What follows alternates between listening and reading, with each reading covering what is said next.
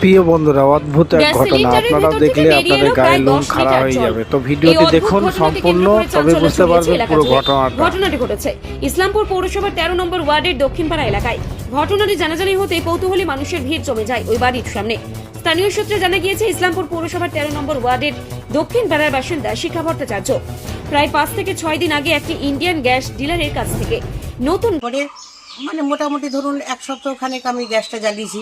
জ্বালানোর পরে হঠাৎ পরশুদিন রাত্রিতে আমি ভাবছি একটু আলু ভাজা করব বলে গ্যাসটা জ্বালাতে গিয়ে দেখি গ্যাস আর জ্বলছে না। তা আমি ভাবলাম যে কি জানি, ওরে এর আগে বলছিল ওই ছেলেটা যে রেগুলেটর খারাপ হয়েছে, এখন আর রেগুলেটরটা আপনাকে নতুন লাগাতে হবে। তো কালকে আমি ছেলেটাকে ফোন করে বললাম যে ঠিক আছে, বলে তুমি এসে রেগুলেটর নিয়ে আসো, নিয়ে এসে লাগিয়ে দিয়ে যাও।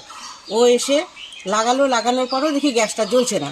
তখন আমি ছেলেটাকে বললাম যে একটু গ্যাস সিলিন্ডারটা একটু উল্টে দেখো তো। দেখানোর পরে দেখছি যে পুরোটাই জল ভেতরে।